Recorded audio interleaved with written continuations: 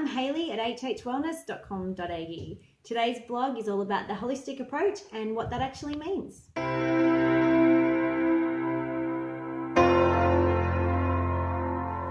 More and more people are using the term holistic approach, but what does that actually mean?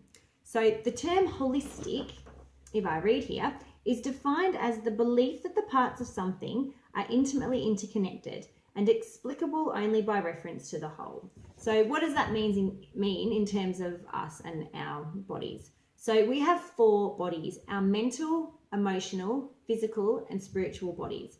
And these bodies work together to keep us happy, healthy, and moving forward. So if one of these bodies starts to drop off a little bit, if we're not nurturing it properly, it can affect the rest of our bodies, okay? So let's say, for example, you decide to stay up watching TV until midnight, a few nights in a row, but your alarm goes off at 6 o'clock for you to go to work. So 6 hours sleep is not considered to be an adequate amount of sleep. So obviously you're going to be really tired. So when you're tired, mentally that's going to affect you because you can't really think straight, your brain's a bit foggy, you don't really have great decision-making skills when you're in that place.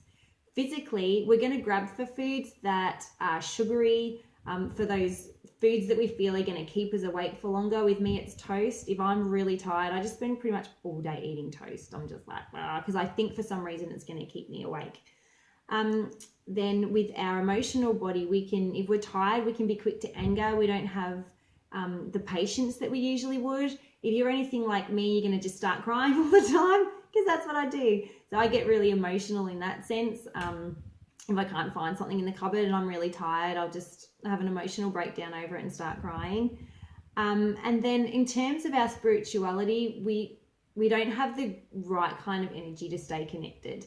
So we're not really connected to ourselves, and we're not really listening to what's going on from upstairs either, because we just don't have the energy to keep those channels open. So that's how, in not nurturing one of our bodies, the rest can kind of fall apart. So in the holistic approach, what we want to do is make sure that all of those bodies are being nurtured all of the time. Now, in terms of the holistic approach to healing, which is my absolute mega passion, with the holistic approach to healing, we're not just looking at physical symptoms of dis-ease, physical dis-ease with aches, pains, migraines, stomach troubles, all that kind of thing. So in terms of healing holistically, we look at diet, exercise, our mental processing, emotional well-being. We also add things, some counselors add art therapy or music therapy. For me personally, I'm a Reiki master, so I work with energy healing in that way.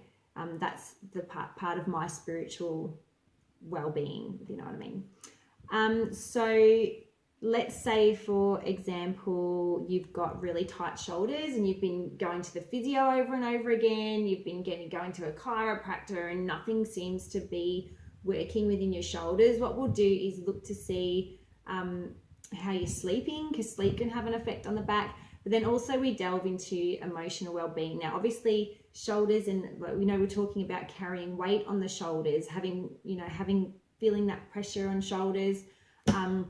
It also relates to the throat chakra, so that's something that can be worked on. And obviously then again, energetic healing too. So we work with all those things, plus working also with a chiropractor or a physio, getting massage. Nothing that I do and nothing that an energy healer or a counselor will do can replace that, the expertise of physios, doctors, naturopaths, all that kind of thing. So that's what I'm saying. It all works together. So just because you come to me for healing for something that's physical, like say it's tummy problems, doesn't mean that I'm going to say, oh, don't go to your doctor. You still have to include those, because it's about being holistic. It's about doing all of it. It's just adding to that, if that makes sense. So how do we live our lives holistically? Like I said, we need to nurture all of those bodies: a mental, spiritual, emotional, physical. Is that the one I missed? We need to nurture those all the time. Now, a great way to do this, if you hop over into my site, you can subscribe. And when you subscribe, you can download an Holistic Living Starter Kit. Now, in this starter kit, there is a graph. I'm living in South Australia now, so I have to say graph. And you can go through that, and it will help you to understand areas in your life where they may be lacking a little bit. And then the steps after that, how to implement change into those areas. So the sort of goal-orientated steps into doing that. And then there's also some bonus affirmations at the end. So doing that is a great way to start really looking at your life as a whole. The graph has things in physical, mental, spiritual, and emotional well-being. So there's all different areas in there that you can have a look at and see how you're going and nurturing all of those areas. So that's a great way to do that. So like I said, hop over into my site, subscribe, and you can download that for free.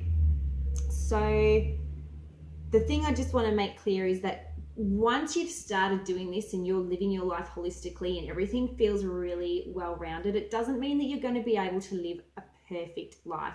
I believe that we're here on a soul level to learn lessons, and so we're always going to get challenges that come up to us that help us grow and move forward within our lives. So it doesn't mean that nothing bad's ever going to happen, or that you're not going to come into situations where there are challenges. But I think for me, the biggest thing is that when you're living that way, things that come to you, you can solve them so much more quickly and easily with less disruption. And I think that's something that we could all learn to do. So when a crisis comes along, we learn how to work through it emotionally. We learn how to mentally process it, and how to go through it, like I said, with the least disruption to keep us moving forward. Now, in my following blogs, I'm going to be covering each of these bodies. So I think I'm going to start with the physical body next week, just to go into detail a little bit more about what those bodies are about. So thank you so much for watching. Hop over into my site and have a little bit of a look around. If you do live up here in the Adelaide Hills, feel free to give me a call if there's something that's going on with you that you'd like to talk about and you'd like some counselling or you'd like some Reiki. Have a look at my amazing pamper sessions designed just to pamper you from the inside out and really help you to nurture yourself and learn to love yourself, so that you're making great decisions for your health and your well-being. So I'll see you again soon. Thanks. Bye.